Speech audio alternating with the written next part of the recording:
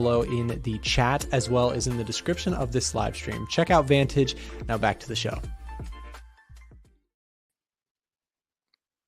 Hey everybody, happy Tuesday. Welcome back. It is 10:23. We're live August 20th.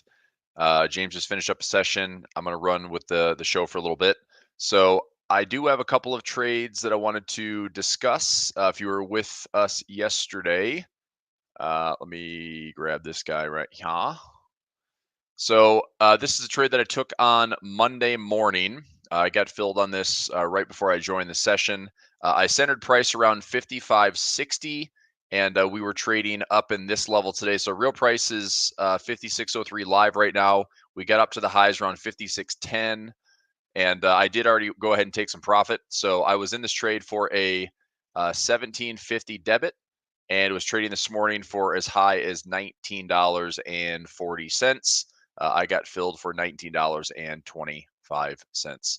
So took the profit, walked away with about $1.75 per contract, which is pretty decent. It's about an 11% return on capital for a trade that took me, less than a day.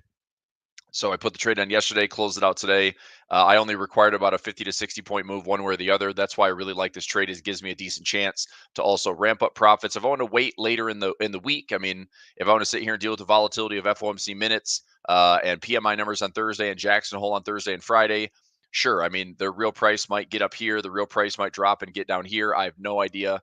But for me, I think that the common thread with this type of trade is I'm pretty confident we're going to get at least a 50 to 75 point move in the SPX every single week. The average is around 140 to 150 points.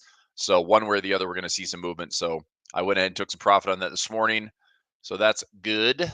Also watching in the short term, I do have a trade running on the Qs right now. I put in a long put at 477.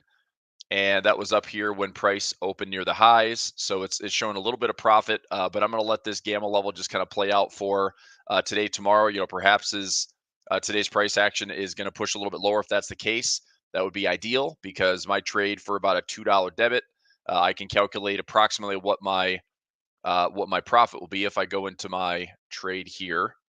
I'm almost also at a strangle profit. I need this to get to 265 or lower. So I'll be watching this strangle at the center price at 56.05.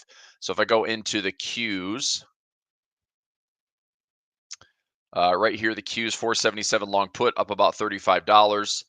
And let me look at this position. So 477 is currently a 36 delta, and we'd have to move from 480.3, let's just say 35, 480.35 minus 477 is a $3.35 move at a 36 delta. So I would add roughly $1.20 to my debit, which is 212.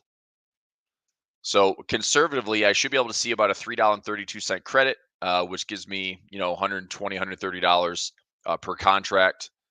And that's if we get to this strike, let's say today. If the IV, which has gone up a little bit from like 15 on the SPY, let's see if the SPY is up a little bit today. But IV is pushing up a little bit higher. If the Nasdaq drops and hits that gamma squeeze level at 477, that would be good. Turn this into a nice little profit. And then what's interesting is on the other side of the coin. So I'm long put at 477 on the Qs, and on the other side here, I mean, the SPY and the Qs are going the same direction, okay? But what I think is interesting is this level up here at 565, which is pretty much retesting the all-time high in the SPY. So I'm also long to that level. This one only cost me about 90 cents. So I did two contracts on this one. The one that cost me $2, I did one contract there. And I mean, I think at some point this week, like the idea is define risk on one, profit potential on the other, and hopefully the net result is going to be a gain. So we'll be watching that. Those are expirations out to Friday the 23rd. Define risk. I mean, the most I can lose is what I paid for the option, so that's okay.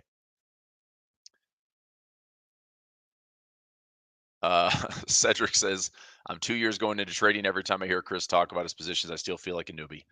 Well, Cedric, I'll tell you this, man. I was a newbie. 20 years ago. It's just, I'll say this, if you come in and tune into the sessions every single day, and I can say this from testimonials of years and years of working with traders and running trading rooms, um, I just I talk trading, and so some of it is you learn a little bit faster from the fire hose that I'm spewing, but I'm never ever trying to talk above or over anybody. I even look. I even hate the strategy names for options trading. Instead of calling the Greeks, delta and delta, gamma, theta, vega. I mean, really, you just have to know: is it price? Is it time? Is it volatility? Right? So there's ways to simplify, but that's what options does. Options, makes you sound a lot smarter than probably what everybody like. I mean, it's just a silly language, you know. But once you get over that and understand what the actual like pros and cons and the actual consequences are of trading options, good and bad, it's just the silly little vocabulary you got to pick up. So I'm happy to keep it very simple on all my trading. Everything I do, I've thrown more crap away than what I have now. The rabbit hole of going down and trying to find the perfect strategy and the holy grail. Look, I'll give you the holy grail right now. You guys, you all ready? Okay, it's not that hard. Okay, this to me is the holy grail. If this is your trading right here, okay, so everyone fits in this as a trader. You have a reward to risk down here, and it's either high or low. Okay. And you have your win percentage over here, and it's either high or low. You can see where I'm going with this. There are thousands of strategies that can fit in this quadrant, but there's only 3 of these 4 spots you can make money. All right.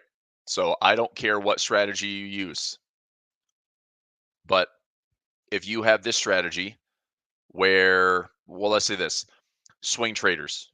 Okay. Swing traders, trend traders are typically in this area where they have a tendency to have, let's say, lower win percentages, right? So lower win percentage, but a higher reward to risk. Every time I take a trade and I'm a swing trader, I'm going after 2 to 1. I'm going after 3 to 1. Perfect. That trader with that type of strategy, with that type of methodology, with that type of reward to risk ratio, with that equity management can make money, right? If you have 2 to 1 reward to risk trades, you have to win about 34% of your trades to be break even or better. So if you can squeeze out, 40% win rates, 45% win rates over the course of thousands and thousands of trades, you can make a lot of money trading. So higher reward to risk, low win percentage, it's okay. You can still make money, right? If you have a super high win percentage and a low reward to risk, you can still make money. Um, Case in point, I'll speak from my personal experience in trading currencies. I trade a lot of forex pairs that I deployed strategies and robots that didn't necessarily have a favorable reward to risk, but they did have a super high win percentage, like 80%, 82%, 83% win percentages.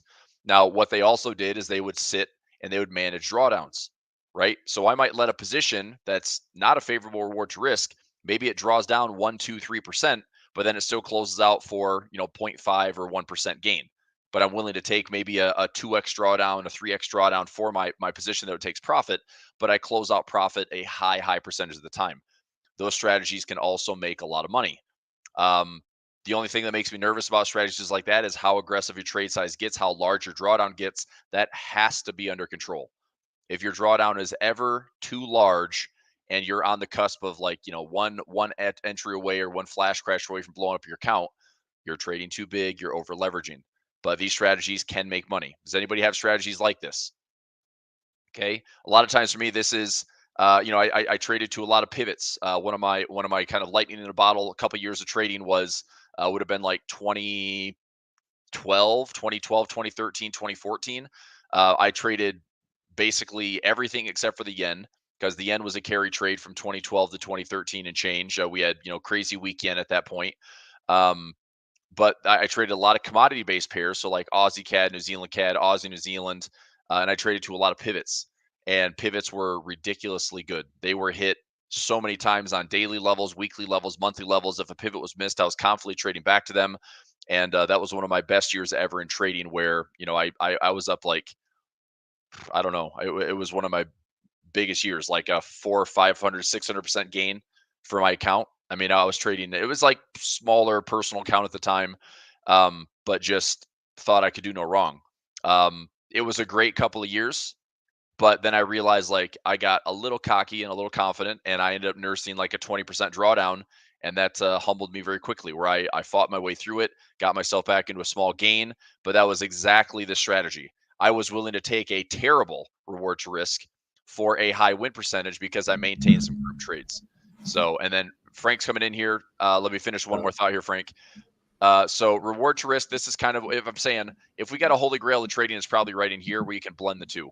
If you can find a way to have a favorable reward to risk and also have a decent win percentage, that's where your trades are going to do the best. Obviously, not every strategy falls within that quadrant, but if you think about it, you take a trade that offers you, 1.5 to 1 or 2 to 1, and you can maintain a 50+% win rate, you're going to be a very, very profitable trader. So by numbers, it's not that difficult. And then lastly, this piece here is the only spot you can't make money. You can't have a low reward to risk ratio. You can't have a low win percentage and expect to make money. It just doesn't make sense mathematically. So if you think about that as far as your trading, your strategy, that's how you figure it out, right? So if your strategies are not falling somewhere in these three spots that make money, you got to rework those strategies or look at something else.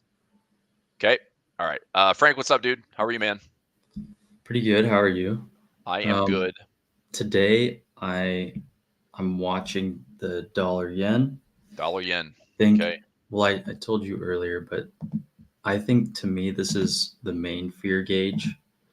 I think watching this carry trade unravel further could be bad for the stock market, and I think that's why gold is a really good hedge for this. Yes.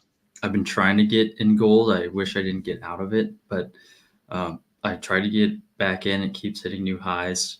So I'm just kind of waiting, but I'm also watching this currency pair, because if it continues lower and say it tests the lows around like the 141s range, that's kind of back to where we were that other week. Was it like July 31st or August 1st when we started really falling?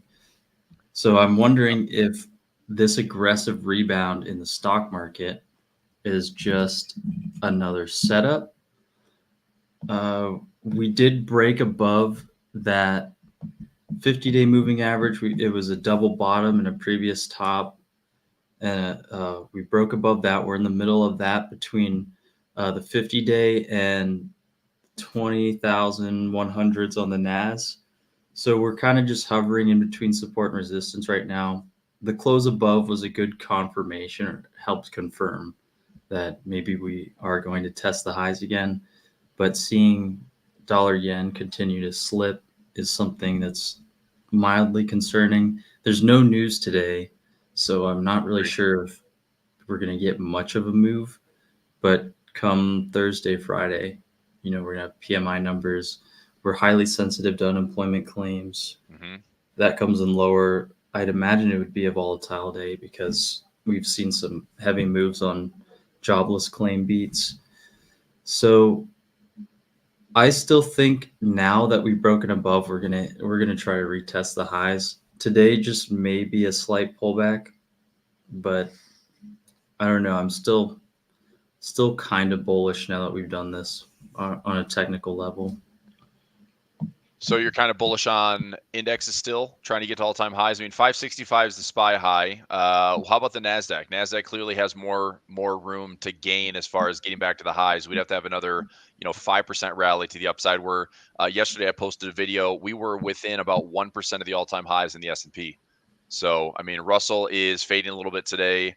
Dow is hanging in there. The Dow is only a couple percent off the all-time highs as well, about 1.3%. So the Dow's hanging in there for some stability. The SPY is closest to the all-time highs, but a little bit red today. So you think today is more of a pause day It or could be. a nasty We're already pullback at day. 10:30, and the Okay. market has Yep. kind of made its decision. We'll hit 11, 12, 1, probably see some more pausing. And then usually by the end of the day, the move that was initiated in the morning will probably continue. So if we close this way, if we close with this sort of inverted hammer, I would be more concerned about further pullback. However, we haven't tested that 50-day yet. So it's hard to tell if we're just taking a breather and we're going to bounce back, or if we're, turning lower. But there's just a lot going on. Geopolitical tensions, they don't seem to be affecting it that much. We have, I guess, meeting minutes, which is just a reiteration of the last FOMC. Right. So I don't think that's really going to change anything. PMI, I don't know if the market really cares about PMI. They care about labor and inflation, in my opinion. So I feel like it can show any kind of number, and PMI is just mostly has no trend in where it's going. Yeah. So Unless it's below 50. If it's, I mean, we're forecasting on services PMI to be at 54, manufacturing PMI at 49.7. If we look at the graph here, I know that 50 is always kind of that line in the sand. So if we're right, below 50, like that's slowdown potential. Services PMI, which has been the steadier of the two, above 50, same type of thing. If this one is, back, I mean, we're probably going to be safe on the services side, but manufacturing has slowed down quite a bit. Yeah, I mean, I don't think that's going to be a huge derail. I think it's a backloaded week with all the news. We have Jackson Hole, which starts. I know that it's tough to necessarily say that you're going to trade Jackson Hole because you never know what's going to come out of it. But there can be some comments coming from Thursday, Friday. I want to say that maybe the new FX czar for the Bank of Japan is talking to Jackson Hole, I think. But I know Powell speaks on Friday at 10 a.m.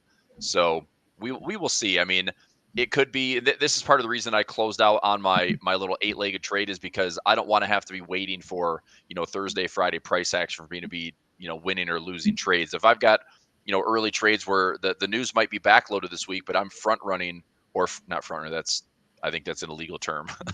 I'm front loading my week when it comes to profits and managing profits early. Then I'm just going to do that, not really worry about the potential volatility by the end of the week. So, yeah, yeah, it's going to be, I mean, we're still in that last little bit of summer, right? Where we have, after this week, I mean, the next big announcement and going to the end of the month, we have PCE on Friday, the 30th. We have earnings from NVIDIA on the 28th. We have GDP number unemployment claims on the 29th. So, I mean, again, we're kind of getting into a lighter calendar, but there's some news that the market might be paying attention to, sensitive to. Look, man, as we came within 1% of these highs, the market can do whatever it wants, but it's certainly a lot easier to think that this market's going to be trying to test those highs again, as opposed to nope, good try, now it's going to fail. I mean, at this stage, I would guess that the market's likely going to retest these highs before it tests these lows. I mean, at the halfway point, I was asking this question because, who knew? I thought if we had any type of structure here, the market would be yeah, we'll be maybe retesting lows. But when these bulls, I've been very surprised to see that in 14 trading days here and 10 to 11 trading days here, the bulls have actually come back with a vigor that I have not seen since I mean, it almost feels like a COVID V bottom type rally. I mean, it was nuts, man, how fast these bulls have pushed the market up. And just look, this chart here, I know it doesn't look like much on the 5-minute time frame, but this is squeezing in 2+ weeks of trading. And the only thing we had in this whole area here, Frank, was one pullback day. Other than that, it was obviously a nasty spill for those 3 days. But once we hit that bottom on the 5th, it was up. It was up. There's your pullback day. It was up. It was up. It was up. It was up. It was gaps. It was up. It was up. I could not have asked for easier trading in here. I saw some traders post to my my Discord and my trading rooms yesterday, sharing some of their MNQs and MESs, like their micro futures trades. And I am very impressed with how active some of these prop trading futures traders are. I mean, they'll take 20 trades in a day, man. It's nuts. I mean, I go back to, I mean, I used to scalp FOREX on 1-minute time frames, but I was never that active. But to each their own. So I think there's opportunity everywhere, but it's just crazy. Like yesterday was a pretty silky smooth day. Let me bring up one more chart here, and then if you don't mind, with are we good until like 11 and change, or do we have a Nick Phillips coming on at 11? I believe Nick is coming on at Okay. 11. So Okay. we have like 15. All right. Let me go to this workspace here. And right now on my ES feed, we're still above the daily and weekly, or we're above the weekly VWAP. We're back below the daily for right now. I'm watching the SPY on my other chart here. My gamma level at 555 is starting to fill up. I did have that. I should have kept that stupid trade on from yesterday. I hate to put the SPY on for both directions, but I might have to. Let me see. I was like, I don't want to chase this thing. I'm just gonna leave it alone. I'll take the Qs. If we're going to the downside, I'll take the Q side, and that's going after 477 or lower today. Hopefully that'll work out to be a nice little win. I want to address a couple things with earnings today. I know. So yen pairs. Let me ask you this. So you had mentioned dollar yen. Really quickly on my end, dude. I don't really see. The yen is. I mean, the dollar is weak. Yes. But the yen as a whole is not necessarily super, super strong. Not yet, right? The yen is. I don't necessarily disagree with you. I'm just noticing that on COT, it started out with a lot of short coverings on the yen, and now this week they're buying heavily. They're also getting rid of shorts. They're doing more covering and then more buying on the yen versus the past couple of weeks where they weren't really buying it. They were just getting out. Now it's looking like a shift here. So I'm not saying that the dollar's weaker, but I'm saying there's more activity going on in the yen. We saw an 11% change to the long side. Correct. Meanwhile, the dollar is only like 1%, which is kind of like what it's been doing every week. Yep. No, that's crazy. Also looking at the Nikkei, that's showing a net position. That's a net change to the downside as well, right? Looks like there's some smart money coming in to either fade the Nikkei and get long the yen. That's what I'm looking at. I'm looking at the same thing you are on Edgefinder Pro, right? COT filing. Yeah. Yeah. So yeah, JPY is definitely leading the way with a big percentage swing. So yeah, interesting. Heavily selling Nikkei, heavily buying yen. Yep, that makes sense. Yeah, I mean, let's go to the 4-hour time frame here for a moment. I mean, this could be a pretty simple trade where, I mean, look, if we break, let's say this low right here, I still don't feel comfortable be like long-term positioning for the yen, because look, this swing could be low to high, pullback, and then one more push up. This could actually end up forming this large harmonic pattern right around this like 50618 zone on this fib retracement, and then we have a bigger short coming later. But I could see, smart money starting to get positioned here, and then smart money would be bullied out of this thing if we get back above maybe 105, 106. But I think smart money would hold this backside of the trend line, look to see if the structure breaks down, if we have any risk off trading through September. That's where, as we get out of August, going into September, historically it's not good for the stock market. We got a Fed rate cut coming in September. The one thing that maybe the market's hoping for this week is that Jackson Hole will actually reveal how firm the Fed is going to be about cutting rates, and also how firm the Fed is going to be about staying on that path. Because historically, when the Fed starts cutting, they stay that way.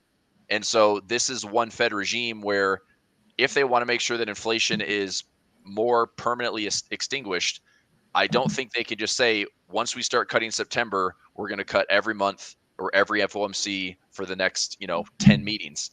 I don't think this Fed could do that, because if we start to see, as we've been noticing here, like sticky inflation, 3% year over year, 2.9 year over year, if we're nowhere close to that 2%, I don't know how the Fed can justify slashing rates over a 16-month window to 3%, 3.25% when our inflation is still the same level. Yeah, I mean, we're thinking the same thing. We've talked about that a lot. Yeah. But I feel like it's like you said, it's not about what you want. I agree. They might just be doing it. Who knows if it's political, or who knows if it's just to give some relief to the consumer? I think it's that, dude. I think it's more economic relief. I think it's that we've been restricted for longer. I think that servicing our debt at 5.5, 5.5% is crushing our interest payments. Yeah. Yeah, there's a lot of factors that go into it, but historically, when the Fed does start a cut cycle, it's usually in the wake of a slowing economy, which we are also seeing. Like I mean, we are like right on the cusp, man. I mean, there's some there's good stability, and I think the argument is that the U.S. economy is more resilient than others, but doesn't mean that we're properly priced at these valuations, and it doesn't mean that we're properly priced at these all-time highs. So I do think there is some, I don't know, there's some opportunity for higher highs to just put on blinders and just buy the dip always.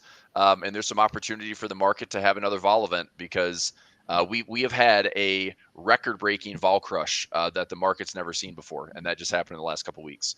So it's not nothing, man. Like, all this is this is how I will remember 2024. Was a really easy year, a crazy vol event, and then whatever happens now is just a huge question mark. Like, I'm we're obviously 1% from the highs on the S&P, so I'm a little bit more bullish, but I'm like very cautiously bullish, as if we stretch to these highs, how much more volatility do we deal with? I know you and I talked about this, but yeah, go ahead. I did a really cheap options play on SPX. Okay. Where if you throwing in some butterflies like you told me yesterday? Yeah. You did? Okay. Let me see. If we hit, I think it's 56.60. Let me make sure that. Okay, 56, 55, 65, and 70. 50. Oops. Let me do the track. Okay. So what's your pin price? What's the sell price? The sell price, like the credit. No. What's the one that you sold? Because you have a 121 for the broken wing butterfly. 56.65. Okay, so 56.65 is your -2, right, for your butterfly? Yes. Okay, and then your +1 is 56.60. And then 56.75. 56.55 is one of the buys. 56.70 is another one of the buys. Oh, okay. So you are going. Let's see, 56. Let's price this one out. So you did, and these are all on these are puts, right? Right. Yeah. Okay, you did it. So you're doing this is what you and I talked about on Discord offline yesterday. You're doing this like I'm doing those in the money credit spreads, but you're doing it with a broken wing butterfly. I think that's really good, man. I want to look more into this for sure. So SPX, by the way. I mean, I honestly don't know if it's good or not. I'm going to look at it with you. So I don't think it's bad. I did it because it was so the credit is 4, like it was -410. And if we go up to 56.65, that'll be max profit. If we break the highs, I'll collect the 4 something premium. So if not, I'll lose. I think it's like 90 cents. Okay. What is this expiration, by the way, Frank? Is this isn't today, is it? No, it's Friday. Friday. Okay. So you in the put 56.65. So we'll do a put butterfly, and we're going in the money here. So 56.65 is your sell, and then you have the 56.60 and the 75. Is that correct? Nope. 56.65. So you went 10 and 5. 55, 65, 70. 70 and 55. Yeah, that's okay. That's right. That's broken wing 360 credit. Dude, that's pretty great. On the SPX, I mean, the nice thing here is there's not really a risk of assignment. That is like going into a broken wing butterfly. You got your profit trap. Probability of profit is low, right? You're getting 25% there for that POP. But buying power is nothing. Max loss is very defined. Max profit's awesome with the trap. And I mean, usually the broken wing, what I like about this is you're in the money. So getting 365 here and only risking $1.35 is really, really solid. So if you 410. You had 410. So you took the trade at 410, and so your risk is like $90. Is that right? Yep. Yeah, that's really good, man. So I like the trade a lot. I want to actually like use this style and test it, because if we're looking at so let's say we start the week off. If we were to test this around, like I'm just thinking week to week, what you're at here is did you pick 56.65 based on a technical level, or did you pick it based on like a delta on the expected It move? was technical. I looked at the Technical. chart and saw that was the top. That's the high. Yeah, that's like the high, right? Mhm. Yeah. Okay. Okay, so let's talk pros and cons really quickly. Pros: you collected 410, and your risk is 90 cents. It's an awesome reward to risk ratio. Um, you have a profit trap on top of that, which is a nice little booster. So on top of the potential, $4 and change of credit, and that would be if price goes through these levels. So just so everyone knows, if Frank's trade, if we're at 5,600 and by the end of the week we're at 5671 or better, he's going to keep that full 410 credit and keep all of it. If he's in between here, we'll have to see what the actual credit is trading for, but we have a potential profit trap of another like 2 to 1 on what he collected. So he could max out around $850, which again is fantastic if price is in the middle. The only drawback with that is not going to be achieved until you're at the day of expiration near closing bell. So that's Yeah. the only downside, is you don't have the runway of getting this trade for profit early. You really need to see that if you take the trade, price just goes beyond your level and get you profit. So I like the reward to risk. I think it's a great setup in that regard. I would look at this mechanically from the delta side. If you started out for, let's say this is a trade you like for the week, man.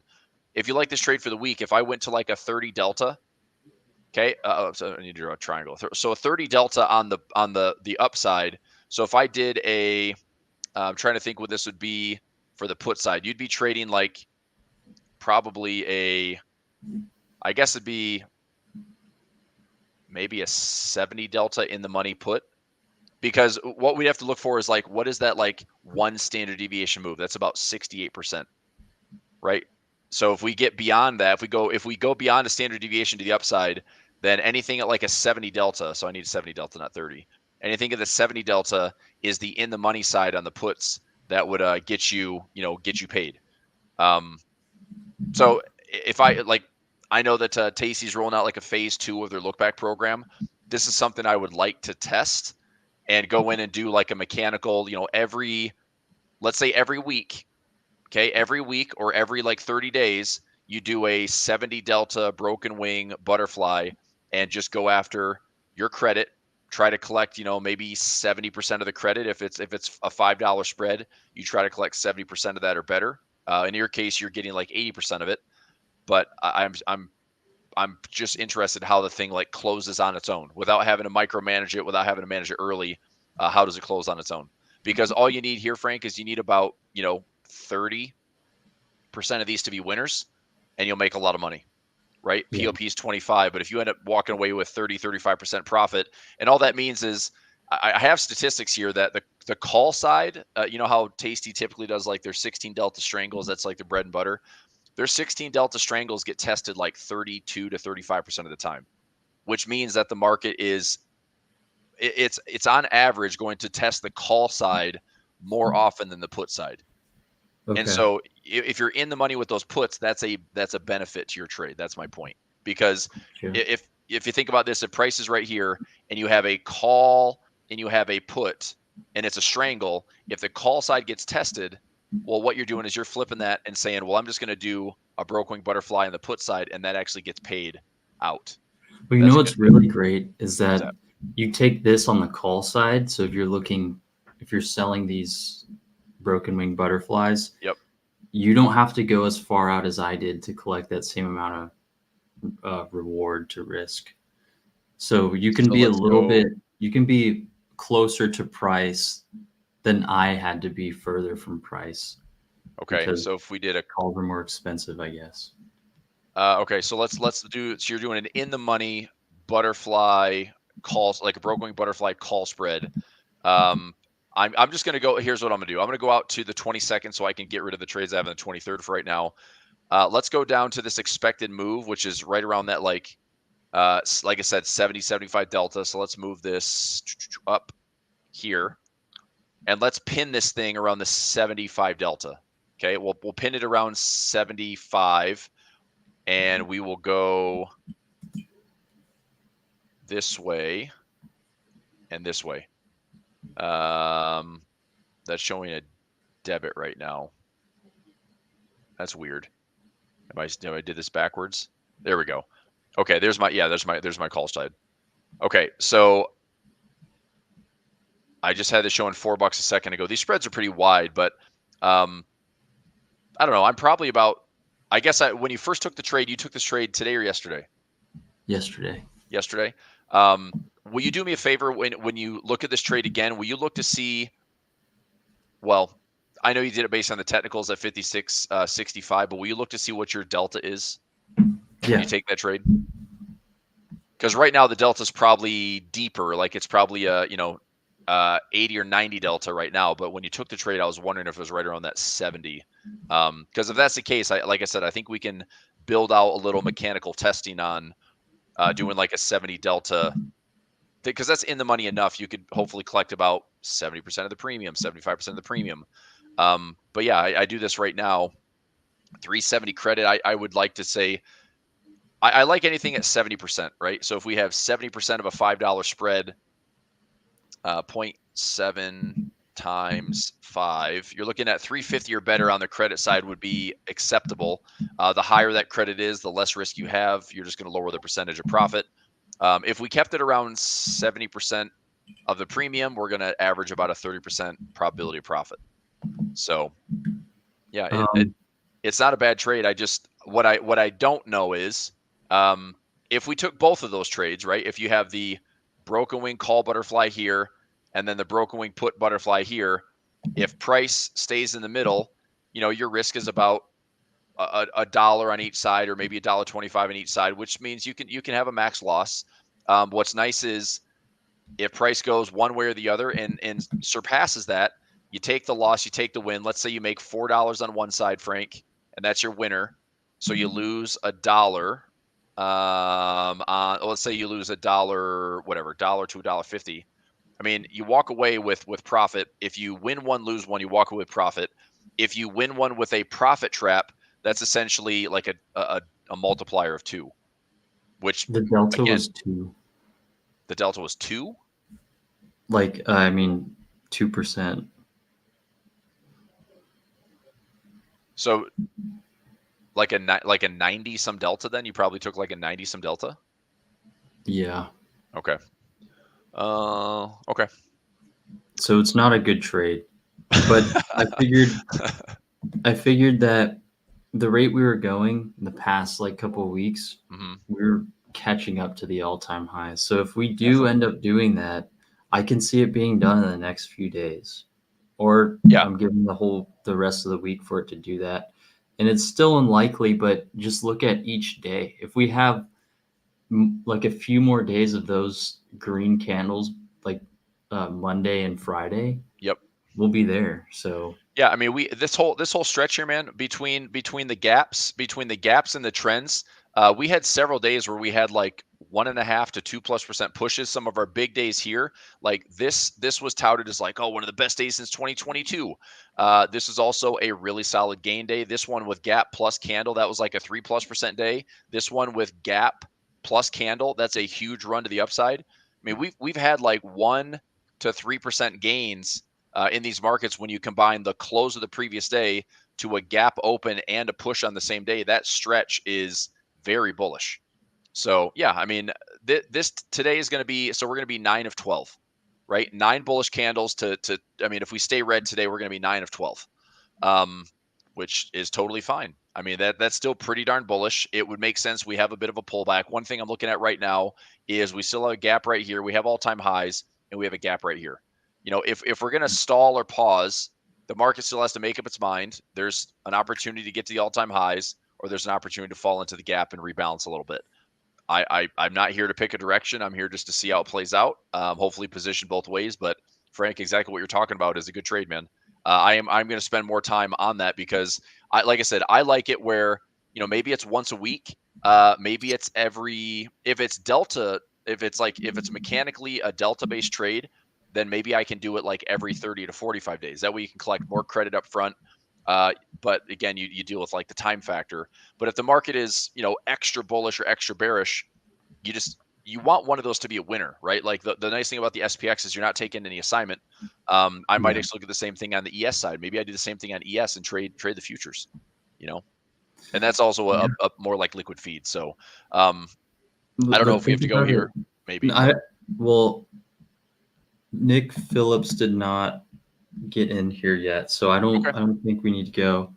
Okay. But I'm thinking, so you go out, say like you pick the average true range for a week. Yep. You go out 1 week on this on the S&P. Yep. I think you could risk probably like $1.50 maybe. Yeah, taking 70%, man. $3.50 out of a $5 spread. But for each of the trades, so you would probably risk around $3 or $4 to make like 8 to 10. Well, no, don't think about the profit trap though. So if you pull in $3.50, okay, so that's going to be your credit. You're risking $3.50 in the middle, but if you go beyond those zones, you'll probably make like $1. Correct. Yep. So if you have $3.50 on one side, your risk is $1.50. Okay, and let's say you do that both ways. So that's going to be your potential loss. So let's say that just the price goes beyond one side or the other, and you win $3.50. Okay, and then you lose on the other side the $1.50. So you're net $2 on the trade, and you lose one, win one, and you're still walking away with $2 credit. That's really good. Okay, now you do have a dead zone in there for the $1.50 max loss, and that's okay. So if you risk $1.50 and $1.50, like your max loss would actually be $3 if you lose in the middle, right?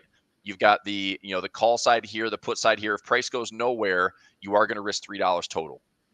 That's the worst case scenario, right? Yeah. But if we go beyond that, you walk away with $2 because you're going to win one, lose one. And the kicker on that is if we end up finishing somewhere around that expected move for the week, you have what is $3.50 is probably going to offer maybe $700 to $800 of profit, which is more than like a 2x multiple, which all that really does in the grand scheme of tracking this trade. And let's say this is something you like to do every week or so, or every 30 days, whatever.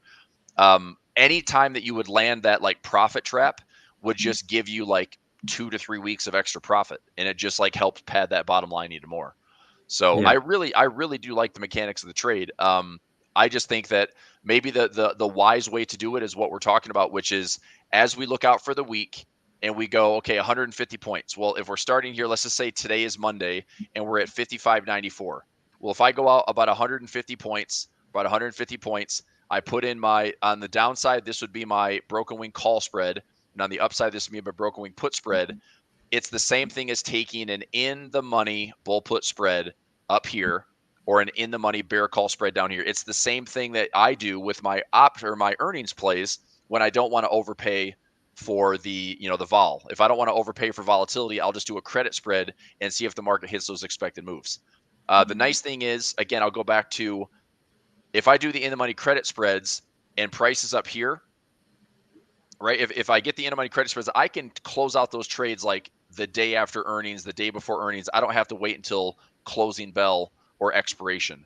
On the broken wings, that's the only downside that I've ever had with broken wings or butterflies in general, is the way to manage that trade is towards the end of closing bell at that expiration day. That's the only drawdown. But again, if you're beyond the levels, who cares, right? Because if it fades back in, you got the profit trap. That I don't know. That'd be about the only drawback. I think that's kind of the nice thing about it, is because when you have, say you're doing verticals, so say you're doing an iron condor betting on volatility, you get towards your break-even points and price is not as in the red as it was. So if you're near expiration and you're like kind of at that point, at that break-even point, you're either going to break even or make a little money or lose a little money. But in this profit trap zone, you could that's the best part. Immediately go into profit. Yep. Which is nice, because if you're kind of wrong and it doesn't go as far as you wanted it to, you have a really good chance of catching good profit. But if it breaks those zones, then you have a nice premium that you're collecting. Absolutely. Let me see something really quickly. I'd like to go out because I don't think you're necessarily going to collect more credit for going out farther. All you're going to do is you're going to move like the put side up higher, or I'm sorry, the put side. Yeah, I guess the put side will be up higher, or the call side will be down lower. If you're going out 30 days, the expected move is going to be higher, right? So you're just going out further in price, but you're not necessarily collecting more premium because you're still looking at the same like $5 spreads. SPX is 5 points apart. So let's go out 30 days just for fun here. Let's go out 30 days. I don't want to do the AM expiration. Let's go out to the 20th. And all this is going to do, if I did the broken wing put side and I go out, let's see what this looks like around the 70 delta to start. Okay, so I'm going to go out to like the one standard deviation move, which is around 68%. And maybe that's another thing I do is I just throw it right around that like 30 delta or the 70 delta. So I'll pin that. And I will do this side to this side. So I get 365 for the same thing, 35% chance of profit, which is this is one thing that's kind of nice when you think about the inherent bullishness of these markets. Think about this, dude. We went from a 29% chance of profit to about a 35% chance of profit. Look at the expected move here, Frank. If I go to a 68 delta, which is a one standard deviation move over a 30-day window, the expected move is actually well beyond that. I guess the issue is if I'm not getting my 350, I want like 70% of the premium here. I'd want to try to go out a little bit farther. Let's see if I can move this down a couple strikes.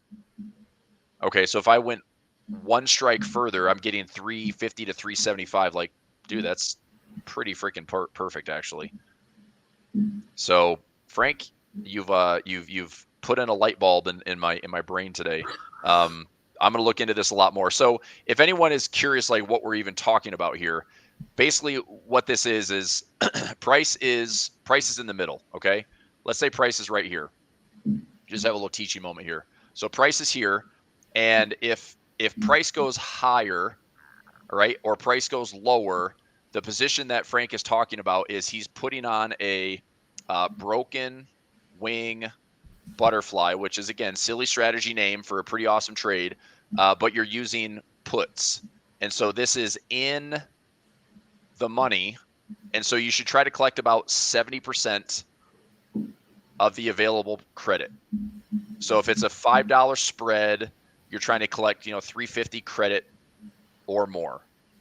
Okay, now I like the idea of around a 70 delta, so we have the one standard deviation move.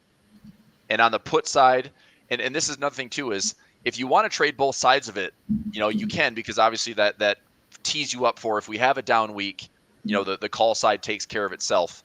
But I almost wonder, just with the 30 plus year history, 50, 60 plus year history of like, if this is all we did forevermore, I wonder like how good this trade is just on the put side, because most of the time if the market's going to surprise, it's slow and steady to the upside, but it's more likely going to test.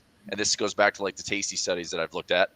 The market tests the upside of the market, right? So and that's why I said earlier, like Tasty does strangles a lot. So their calls versus their puts, that call side gets tested. So they roll, and it just, you're repairing a call side when really just get the call side out of the way. And so to me, this is like this, I don't know, this to me, it feels like a better trade where if the call side on a strangle is going to get tested, why not just put in a broken wing butterfly, give yourself a profit trap, and if price moves beyond it, you've got a 2-to-1 reward to risk with a profit trap on top of that, which makes it essentially a 4 or 5-to-1 if you end up landing a profit trap ever. So I'm really like excited about just reviewing this more and kind of throwing it out there, because I think there's a lot of good things to take away from this. And you'd want to trade this on an instrument like ES or SPX where you don't have any risk of assignment. That's the only downside. Yeah, because they're in the money puts. Yeah, your puts exactly. are way above the price, so they could get assigned at any time, which would kill your buying power. Well, I mean, you're going to have a $500,000 margin call if you get assigned on the SPX. So we're not going to do that. And the nice thing with the broken wing is it's defined risk. So because it's 4 trades, right? You got two puts in the middle that are sells, and you got one wing for the longs. So you have 2 shorts, 2 longs. It all matches up, and it's a cash settled instrument. So there's no assignment risk on SPX, which is pretty cool. Yeah. Yeah. So hopefully Well, that makes sense on the explanation, everybody. I'm trying to think too. Would it be better to do this like every week, like for to the upside and the downside, or is it mostly just on a week to week basis, focus on the upside only? Don't worry about um, you know, Yeah. That's spending a debit on the puts or the call side in the Yeah, money. what you're not spending the debit, you're just throwing in the extra trade to risk it, right? So I mean, what you essentially need to have happen is you need to have that one standard deviation move. And if you do it both ways, like we talked about, mechanically, if you have a winner and a loser, you're going to walk away with about $2 net profit. If you have a winner in the profit trap, you walk away with $6, $7, $8 net profit. But if you add in both trades, I mean, why is it good? Because you don't ever have to have a bias. If everyone's like, well, is it short or is it long? Doesn't matter. You're just trading both sides of it. So, I mean, talk about simplicity. I mean, yes, you're going to sacrifice like, well, I should have just played it bullish. Well, in the event that it goes down, you lose on the put side. So if you want to keep it really inexpensive, I would just say trade the put side because Right. inherently this market wants to go up. This is a positive drift environment most of the time, and you're taking calculated risk defined trades that if we have a down week, okay, your max risk is $150 or less. If you get a $4 credit, your max risk is $100. So that's really good. And then you don't have to worry about the other side of the trade. And and this too, Frank. If you have to wait to expiration, how surprised would you be? I'd be not surprised at all. But if we had this for the week, let's say that you took the trade. Here's where price is at, and you have your broken wing. So you do your broken wing up here for the put side. So this is your put BWB. So broken wing butterfly. And then down here, you do your call. So you've got your call broken wing. Oh, I guess, yeah, same thing. So call broken wing butterfly. Now, how often would we see the market if it actually was here by like a Wednesday and you're like, okay, cool, looks like my call side is working out. And then Thursday, Friday, the market does that. Would that surprise you at all?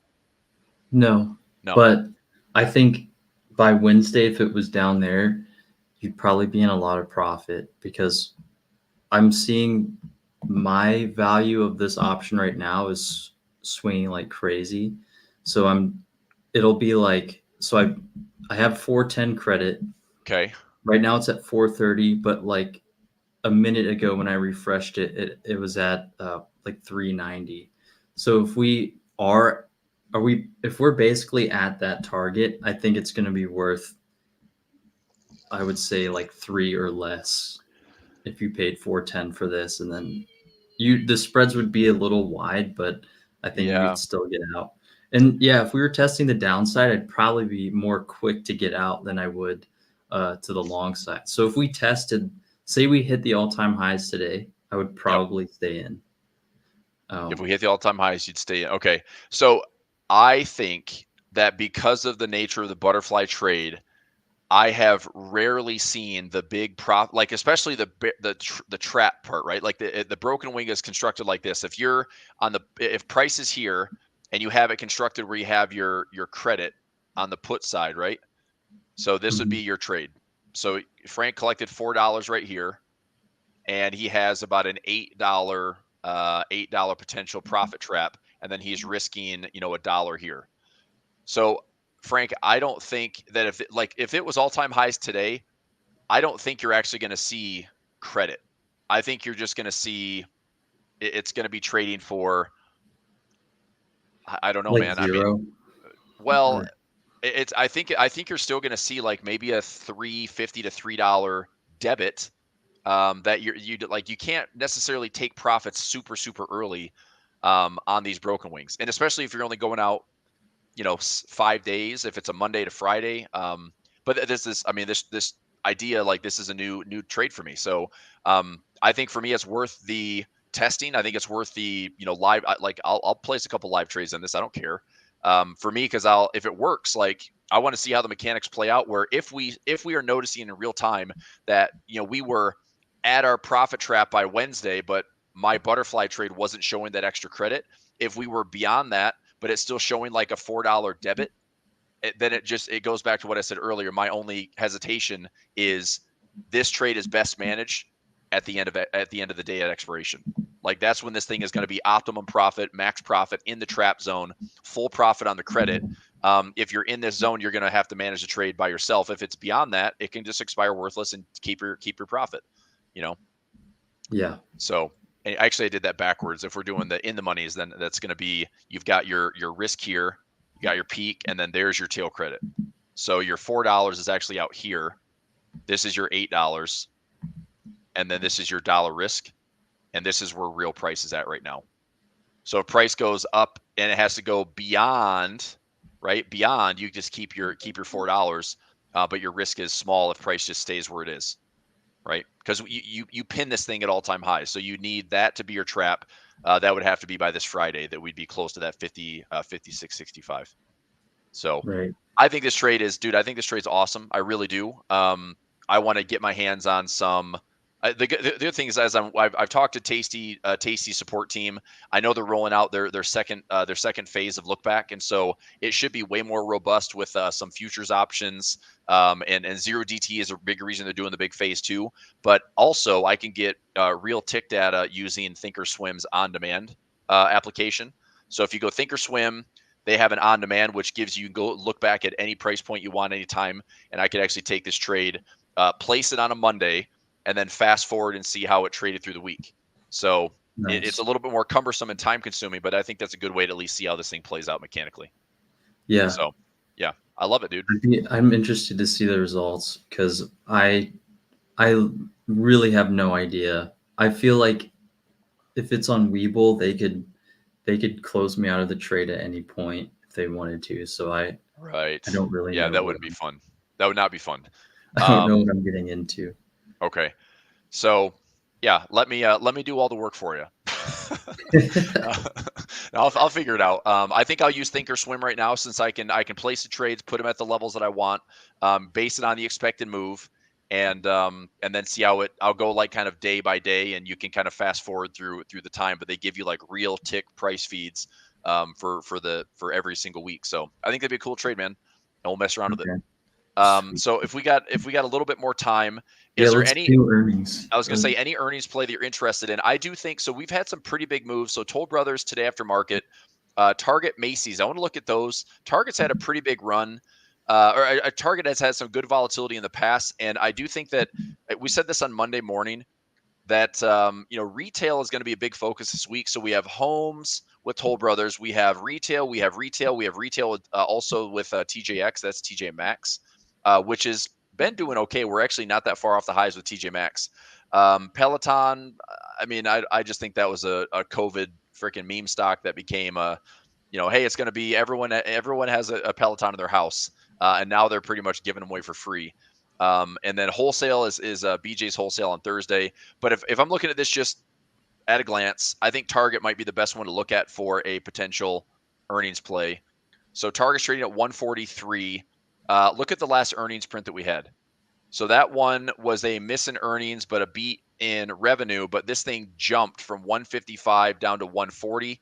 It's a $15 gap. Now we did come back, but that was like, out of the money credit spreads or maybe a vol play could have been pretty solid. Here's another one. Here's an earnings play from 110 to 126 and then a run higher.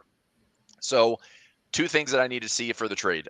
What are the spreads? If we have dollar spreads, I'm more likely to take the trade versus $2.50 to $5 spreads because I don't think we're getting a weekly average of about 9.55.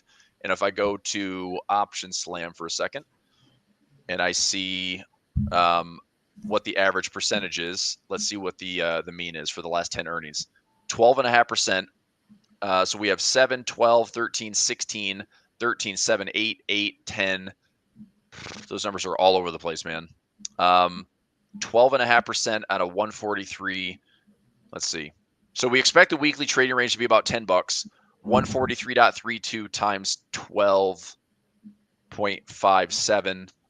That's an $18 move expected. The last earnings print we had 10.98. Before that, we had 3 prints in the single digits.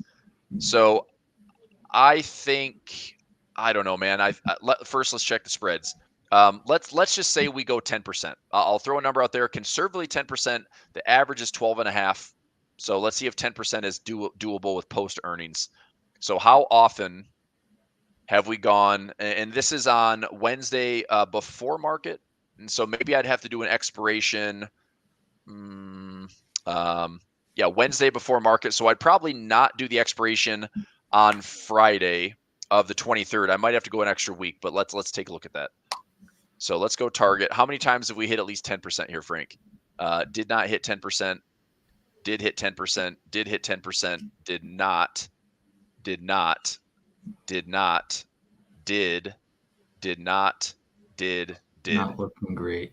Freaking 5 out of 5, man. It's like that's what I'm so used to this. I'm so used to this. It's 5 out of 5. It's, you know, it's a coin flip. It's an earnings play. Let's find out. So I don't know. So it's a 50-50 for 10%, and that's conservative. How often do we hit 12%? Probably less. But you can see these big ones. I mean, 10 goes to 14, 13 plus, 16 plus, 24 plus, 13 plus. I mean, so I think if you do have that expected move being hit, you're going to see a 12, 13, 15% move, which is a good thing. So we're trading at 143, expecting to see a move of around, let's say 10%. We'll be conservative here. What was the 10% move? Is that $14? Roughly, yeah. So 142.97. You're looking at about a $14 move on the week, which is bigger than the expected weekly trading range, and slightly more conservative than what the average shows, around 12.5%. So, like I said, I'm being somewhat conservative. What if you just pick zones on the chart that aren't necessarily like you're not going by a number value? So, like on my screen, I'm not looking at a 14-point move. I'm just looking at, okay, it could come up, open up here, maybe break it if it does well by the end of the week. This would be from 143 to 151 is a 8-point move. And then down here is 137. So also not a 10-point move. But I'm saying, would you do the in the money credit spreads on these? I would. The only issue, so if you let's say that these aren't equidistant, right? Like this is about an $8 move. And what was this low here? 130 something? 137 to 142 is okay. A 5. So you're looking at like a, oh, you're talking, well, this is a $10 move if you go down to these lows, right? 142 to 132. If you go and test down the lows, that's a 10-point move. I'm looking at that gap right there. That's 137. Okay. Well, if you did an in the money here, but you didn't go as far in the money, you're going to get less premium for that. So if I did a bear call spread down here and a bull put spread up here, this one is 10 points away. This one's only about 7 or 8 points away. I'm going to get less premium. So the idea with me going both directions on the earnings play is I want to try to collect, you know, $3.50 of credit on a $5 spread or 70 cents on a dollar spread. So now let's take this one step further. We are 5 out of 10 for earnings to actually hit the expected move. I like the idea of that, like probably a $15 zone. Like if we did a 10% move, we're looking at about a $14, $15 zone. Now let's look and see how the expirations line up. So if I go to Friday, we do have dollar spreads, kind of. I had a feeling that we're going to get, look at this. If you go up 7 or 8 points, you start to get the 250 spreads, which makes this a little bit sloppier. If you go out here, same thing. So once you get above 150, they start to get the 250 wide spreads. That doesn't make it as good. Let me see here. I don't know. Maybe I'll try this one on target. If I do a at the money, and I sell the 15 wide. So if I sell the 157.50, and then 15 wide would be 128. So I'm expecting about a $14 move, and that's somewhat conservative. I pay $9.48 for an expected. I mean, $14 is a 10% move. I think that's pretty conservative. I actually think I might just take this trade with easier vol. So give me a second to think through this trade. If I just do the in the money credit spreads, I would do the 152 by 150, collect the $1.82 out of a 250 spread. That's not too bad. This is actually way cheaper, dude. Holy crap, that's so cheap. 180 divided by 2.50. That's 72% of the premium. I like that trade. And that's going up around $9, right? So 150, 250, about $9. So let's do a 1 134 by 136. So I'm risking on this trade here. Let me get this one out of the, let me take this one out for a sec. So 134 by 136, I'm getting $1.77 out of a $2 spread. Again, and it might be high. We might not get filled there, but that gives me a $2 spread. This one gives me a $2.50 spread. It's close enough. I'd get $3 for both trades. I'm risking $2 and let's see.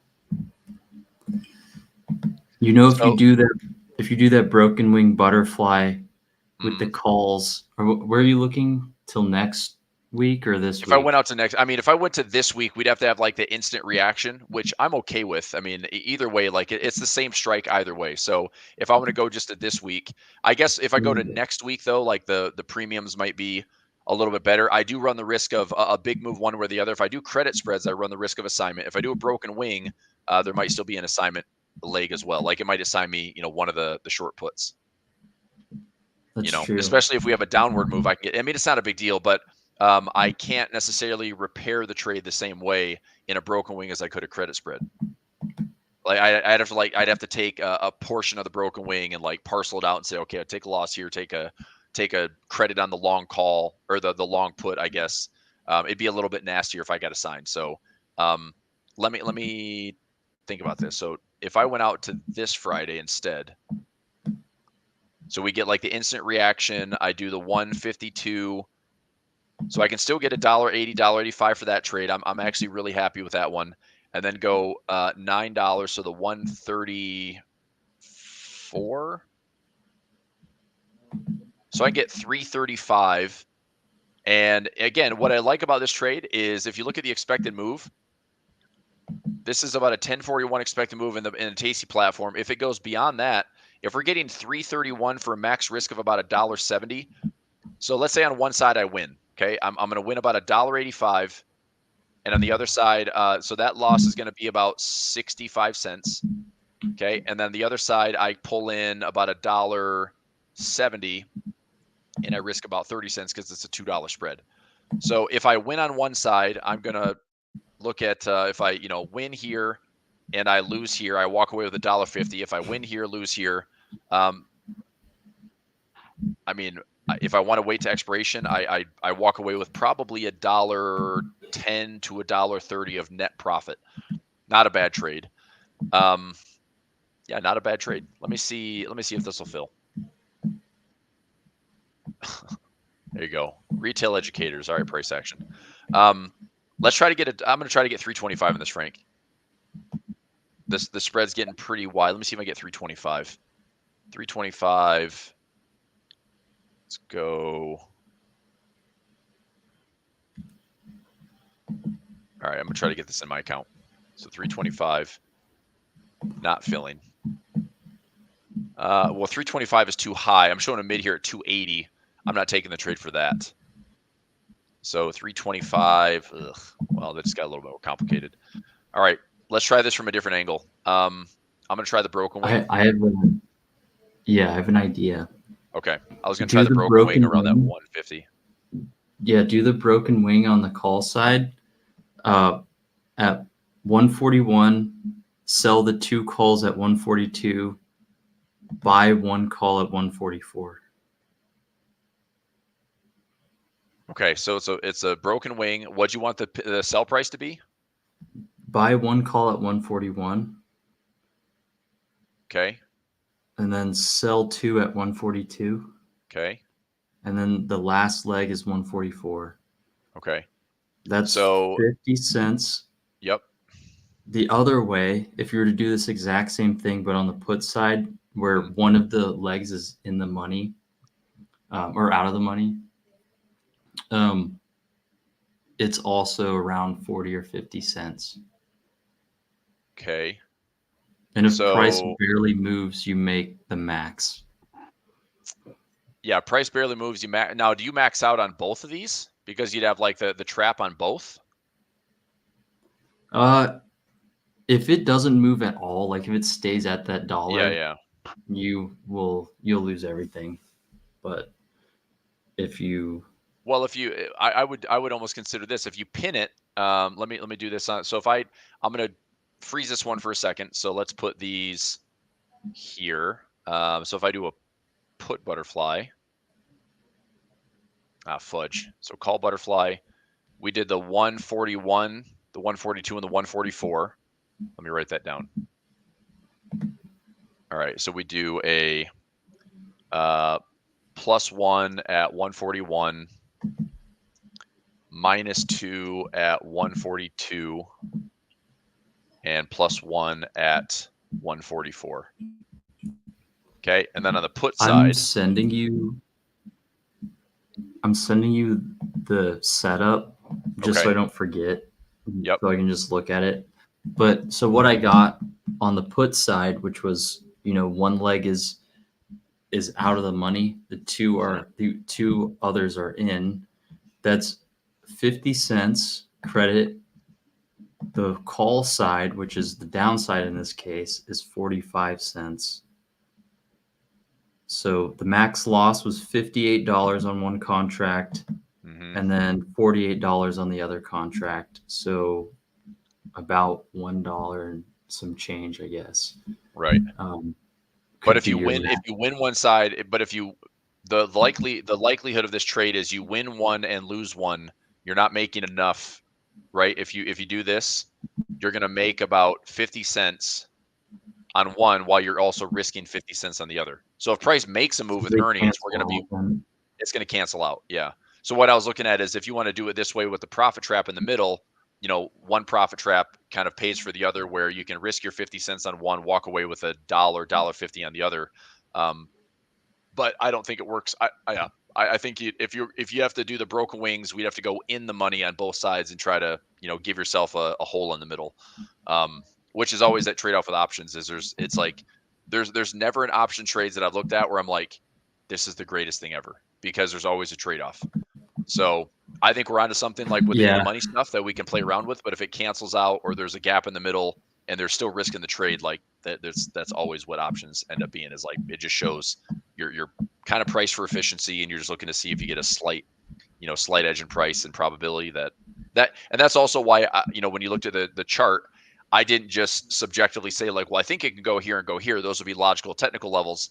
Well, with earnings, man, it's not really technical. Like, earnings is like, who knows what the expected. I look at earnings like, what's the expected move based on what it's doing? Like, every time we've seen earnings the last 10 prints, we average about 12%, 12.5%. So that to me that's the way I trade earnings, is I keep it like very much data driven, where this is what the stock has done, regardless of what, bullish, bearish environment, whatever IV is, it doesn't really matter. This is what the earnings does. So when you work from home, does Benji always want to like hop up on your lap? Of course, man. That's what Gus does. If I'm ever at home, he's just whining the whole time, just looking up, waiting to get on. Benji just like hops up on my lap, or he'll sit on the couch and just stare at me the whole time. So yeah, this dog's pretty. He's kind of a stalker. Yeah, I kind of wasn't listening to what you were saying there because of Benji. All right, he's a huge distraction. I know. Look at that guy, huge distraction. But yeah, I mean, it hit me that it doesn't make any sense to take that trade because they'll just cancel each other out. But I do like, outside of earnings, I do like checking these technical levels on the S&P or the NAS and seeing, okay, maybe by the end of this week we could be here or further. And if we do the average true range on the S&P, I mean, it's giant. It's like 140 points. Yep. So I think you could go like 100 points in either direction, and just like at the beginning of the week and say like, okay, it's going to go here or here by the end of the week. Yeah, I think so too. So here's what I'm going to do, Frank. I'm looking. So I think I might do actual vol play on target because it's not that expensive.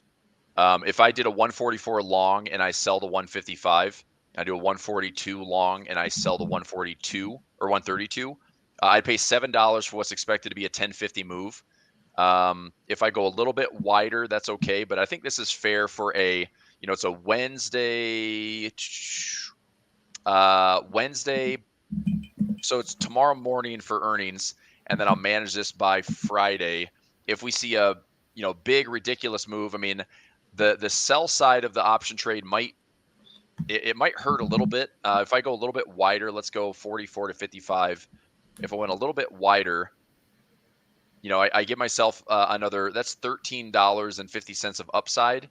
And if I go maybe down here to 130, so I'm paying $7.92 and giving myself about $2.50 to $3 more of profit. So I think this is the trade, dude.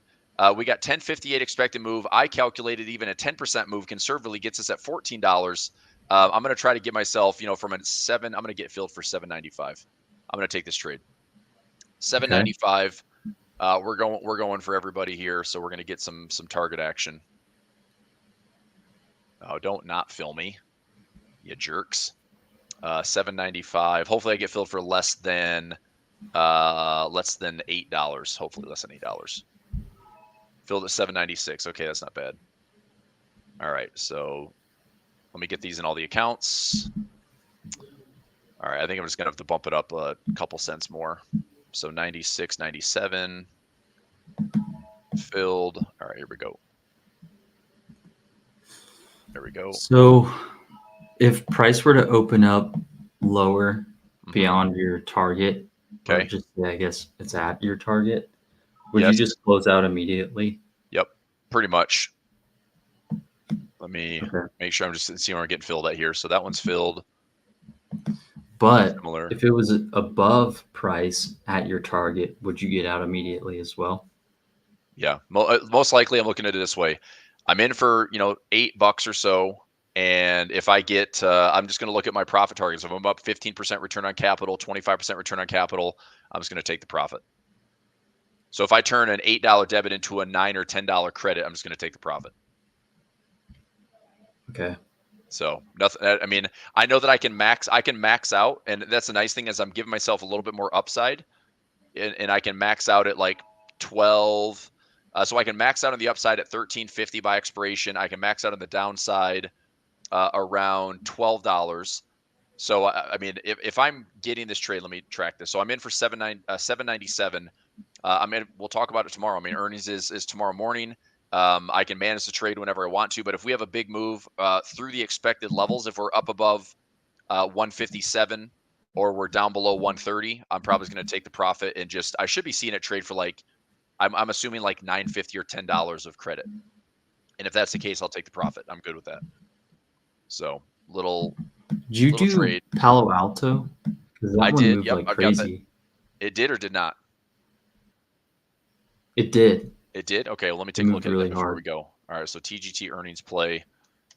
This is an 8/23 expiration, and I'm doing a vol play. So at the 144 by 157.50 and the 142 by 130, 7.97 debit. And I'm trying to get hopefully, I'll say like 897 credit or higher. And that would be what? If I got $1 out of this trade,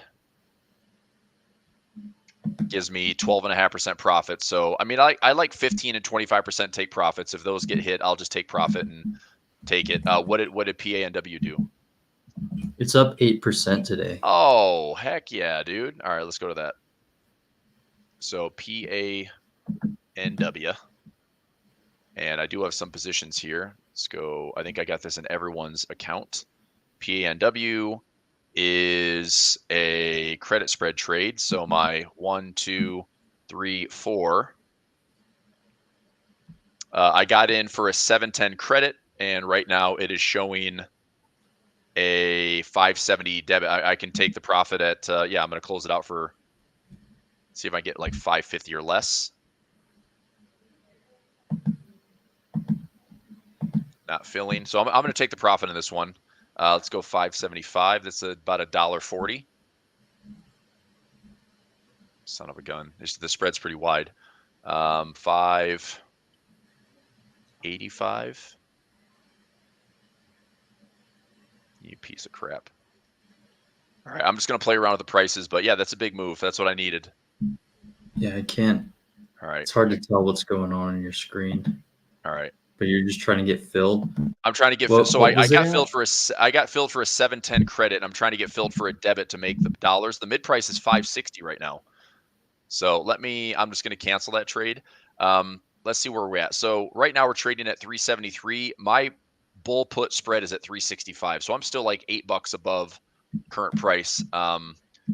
I would be a little bit more concerned if this was up to the highs, but it's not quite there. So maybe this has enough to like push a little bit higher. I just don't want to see this like fade the move and all of a sudden I'm right back in the freaking middle. So I'm going to try to close this for a profit and try to get at least $1 out of this. Let me see. I got filled for 710. I just tried to do a debit of $6 and it didn't take. So I'm going to try to get like $6, 605, 610. I'll probably leave that for the day. So that'll be that. I need to run, dude. I'm a little bit late to my trading room, so I'll bounce for today. Dude, you and I need to talk offline. Let's. I'm gonna spend some more time on that broken wing butterfly stuff. I think that could be a really, really good structure trade. Yeah, I'll keep looking at setups and maybe figuring out what could be the best way to set a broken wing up like that. But okay, I think it's mostly for volatility. If you wanted to trade both ways, but I don't know. It's a very inexpensive way to trade it though. That's what I like. It's not a cash assign. It's a cash secured asset that at closing bell, there's no risk of assignment. There's no like post market, pre market stuff. It's also it's a non-assignable asset. So option trade wise, like it just expires. I like I said, the only drawback is that broken wings are typically going to be managed towards expiration or like the day of expiration. But yeah, I think there's ways to turn that into like a very simple make money every week and just go on the expected moves and probably make more money on the put side just because we have a positive drift instrument. But it's still not, look, it's not a bet. Look, this trade, you're pretty much making me like the trade enough that this trade right here that, paid really quickly in the week, is way more complicated than if I just did 2 broken wing butterflies. That's a little bit easier to manage than this, right? This is 8 legs, and I've got to manage one side and the other side, and I've got to add it all up. The broken wing is like I can just open it, close it, and be done with it. So it's, I don't know, it's a little bit simpler. Plus, the profit trap on the broken wing would give me like kind of this look. If I have the broken wing, it's like you've got your tail credit, you got your profit trap, and then you have your risk, and then you have your profit trap and your risk, right? So that's one thing that I can do is let's talk about this, and I'm going to build it out here. This is what it's going to look like on a risk graph. I've got my peak. I've got my credit on the in the money call side. Got my credit on the in the money put side. I've got my trap here, but it's definitely a wider dead zone. But the cost of the trade is, taking it for a credit. So time actually works in my favor, but we're looking to see how wide does price have to go. I guess that's the downside is if price does nothing, we're taking risk on both sides of the trade. Right. So yeah. I say we pin this. Let's talk about this more tomorrow because I will construct this trade. We'll play around with the risk graph tomorrow. Okay. Cool. All right, dude. I'm gonna run. I got to jump into the trading room, but this is great, Frank. And man, good stamina today, bro. Rocking it out until 11:45. Yeah. Don't get used to this. I won't. I guess I should just feel lucky and privileged to be working with Frank. Well, thank you. Well, I'll talk to you soon. We'll figure something out with this trade setup. All right. Sounds good. Thanks, everybody. Have a good day. Bye. Thanks for tuning in to today's A1 Trading Show. Make sure to subscribe and to turn on post notifications so you don't miss the next one. Also, we're looking for more guests to come on the show. If you're comfortable being on camera, have trading experience, and you're looking to grow your audience exposure, we'd love to have you on. In the live stream chat and description below, we'll drop a link to apply to be a live stream guest and join in on the conversation. We hope to have you on soon. That's all for today. Trade safe, and we'll see you next time.